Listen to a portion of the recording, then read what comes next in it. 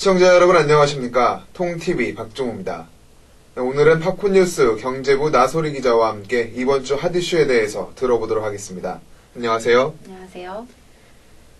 네, 저번 핫 이슈에 대해서 들려주실 때 비트코인에 대해서 말씀해 주셨어요. 네, 비트코인이 1천만 원대를 돌파했다라고 알려주셨는데 지금은 더 이슈가 돼서 이번 주에 한 번 더 말씀하시게 됐다면서요? 네, 지난 8월 2,499만 원대로 최고치를 보였던 비트코인이 14일 현재 1 비트코인당 1,820만 원대를 기록하면서 다소 하락세를 보이고 있습니다. 네, 그러면은 한 2주 만에 2배 이상 뛰었다가 또 거의 50% 이상이 감소한 걸로 나타나는데 굉장히 낙폭이 큰 걸로 보입니다. 그래서 이 과열된 분위기에 정부가 정책을 내놨다고 하는데 혹시 자세히 알려주실 수 있나요? 지난 13일 가상통화 투기 과열과 이제 가상통화를 이용한 범죄 행위 등에 대한 정부 대응을 논의한 결과 전면 금지시킬 수는 없지만 고강도 규제를 도입하겠다는 결과를 도출해낸 걸로 알려집니다. 그 고강도 규제라는 게 어떤 건지 제가 알 수 있을까요? 이제 다단계나 기망에 의한 판매 행위, 마약 등 불법 거래, 그 다음에 이제 범죄 수익 은닉 등에 관한 이런 좀 강도 높은 범죄는 이제 엄정하게 단속할 방침이라고 정부가 밝혔고요. 이제 그 밖에 가상통화로 인한 불법 행위 집중 단속도 이제 확대할 예정이라고 합니다. 그러니까 마약, 불법 거래, 범죄 수익 은닉 같은 거와 함께 네. 다루겠다. 동일선상에 놓고 다루겠다는 건가요? 네, 그렇습니다. 여기 정부 정책에 대해서 시민들의 반응은 어떤지 조금 궁금해요. 이제 사행성, 투기 양성을 좀 띠고 있고, 그 다음에 이제 한탕주의를 노리는 이들이 약간 증가함에 따라서 어느 정도 제재가 필요하다는 입장도 분명히 있지만, 이제 정부의 규제가 실효성이 낮다고 보는 전문가들의 시각도 있습니다. 네, 그런데 그 정부의 규제가 이제 실효성이 낮다고 하는데 이게 꼭 전문가들뿐만 아니라 시민들도 그렇게 생각을 하더라고요. 그 이유에 대해서 좀 자세히 들어볼 수 있을까요? 이제 국내에서 정부 제재가 들어가서 거래가 막히면 당연히 그 거래가 사라지는 게 아니라 해외를 통해서 이루어지게 되거든요. 그리고 또 한편으로는 이미 비트코인 시장은 코스피 규모보다 굉장히 큰 시장 규모를 가지고 있고 형성되고 있는 상황에서 무작정 제재를 가하고 이제 그 거래를 막는다고 해서 모든 게 막아지지는 않는다는 게.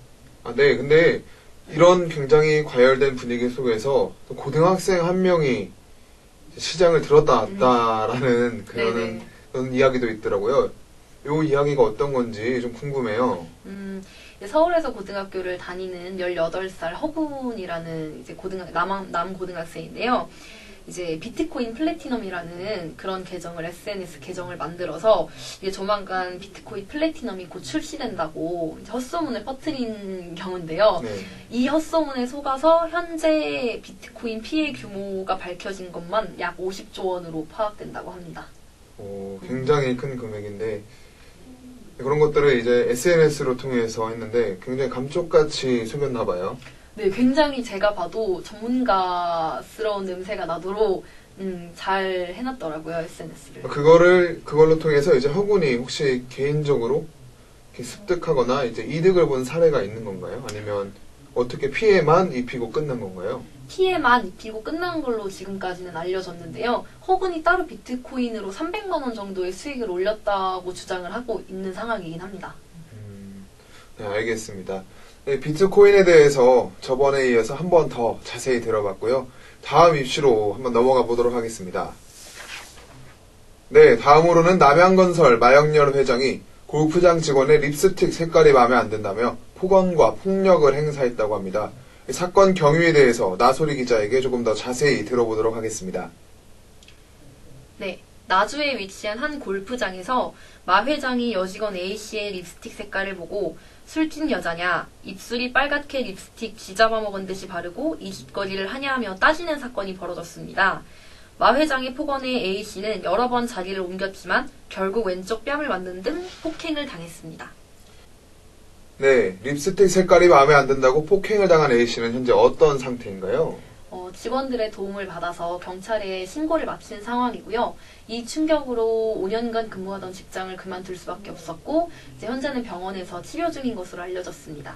이렇게 폭행을 당했다고 주장하는 A씨의 주장을 뒷받침해줄 만한 근거나 혹은 CCTV 화면 같은 것들이 존재하나요? 현재 CCTV 화면이 증거로 이제 수집이 됐고요. 그를 토대로 이제 경찰에서 조사 중인 것으로 알려졌습니다. 네, 이렇게 사회적으로 이슈가 되는 문제를 취재하시면서 어떤 생각이 드시는지 좀 궁금해요.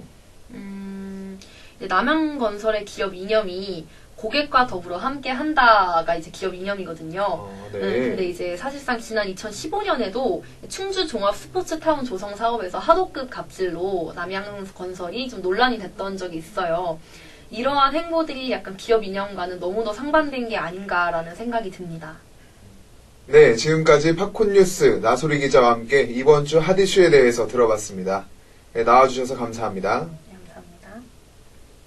네, 이번에는 팝콘 뉴스 최인 기자와 함께 이번 주 핫 이슈에 대해서 들어보도록 하겠습니다. 안녕하세요. 안녕하세요. 네, 이번 주에 국가인권위원회에서 무기계약직 근로자들의 인권 상황 실태 조사에 나섰다고요? 네, 국가인권위원회가 지난 12일 공공부문 무기계약직 근로자 인권상황 실태조사 결과 발표의 토론회를 개최했는데요. 무기계약직 근로자는 지난 2012년 약 13만 명에서 지난해 약 21만 명으로 55%가량 증가했다고 합니다. 네, 무기계약직 근로자 수가 늘어나는 만큼 문제점도 많다고 토론회에서 지적이 나왔다면서요? 네, 맞습니다. 무기계약직 근로자들의 평균 임금은 271만 8천 원으로 이는 정규직 근로자들의 약 60%이며 상여금 또한 50% 혹은 60%밖에 받지 못한다고 하더라고요. 그래서 무기계약직들이 정규직과 비교했을 때 비슷한 임금을 받는다라고 답변한 수는 약 3%에 불과했습니다. 진짜 그냥 계약직과 무기계약직의 차이를 못 느낄 정도네요. 네, 맞습니다. 그래서 무기계약직들이 고용 안정성을 제외하면 일반 계약직과 별로 다를 바가 없다라고 답변하고 있습니다. 네, 이런 문제점들을 해결하기 위해서 토론회에서 이렇게 논의된 방법들이 있나요? 네, 인권위에서는 일단 무기계약직과 정규직을 따로 관리하는 공공부문이 많다고 지적을 했는데요. 그래서 무기계약직 전환 후 차별적 처우 개선 방안을 위하여 앞으로 차후 논의할 방안입니다. 네, 잘 들었습니다. 그 다음에는 갑질 사건에 대해서 한번 들어보도록 하겠습니다. 충주에 있는 한 편의점이 아르바이트생이 약 1,000원어치 비닐봉투를 훔쳤다고 신고했는데요. 신고 전날 아르바이트생이 최저임금, 주휴수당에 맞춰서 임금을 달라고 요구한 것에 대한 보복성 신고가 아니냐는 의혹이 제기됐습니다. 네, 비닐봉투 1,000원어치면 꽤 많이 될 텐데 이걸 훔쳐서 어디다 쓰려고 그랬을까요? 네, 편의점 측은 자신들이 20원에 판매하는 비닐봉투 약 50장을 가져갔다고 주장했는데요. 반면 아르바이트생은 자기는 단 2장만 가져갔다고 말하고 있습니다. 비닐봉투 2장이면 40원.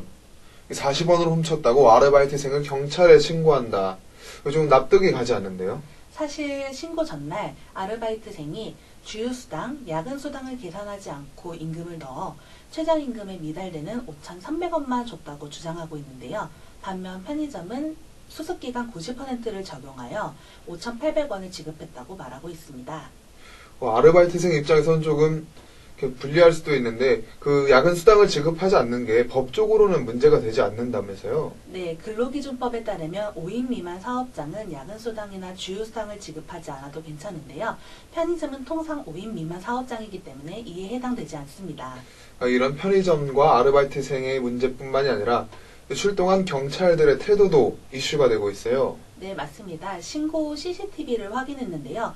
비닐봉투를 가져가는 장면은 단 한 번뿐이었음에도 불구하고 아르바이트생을 부모님과 함께 임의동행해서 문제가 됐습니다. 하지만 분평지구대는 신고를 받으면 과잉 대응이 아닌 반드시 확인하고 넘어가야 되는 절차이기 때문에 적합하다고 말하고 있죠. 네, 이렇게 편의점 갑질 사건까지 이번 주 핫 이슈에 대해서 들어봤습니다. 네, 나와줘서 감사합니다. 감사합니다.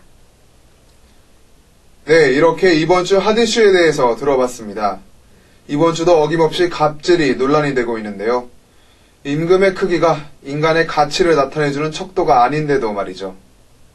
앞에 있는 사람이 누군가에게 사랑받는 자식이고 또 누군가에게 존경받는 부모님이라고 생각한다면 이런 비상식적인 언행들이 조금은 줄어들지 않을까 생각해봅니다.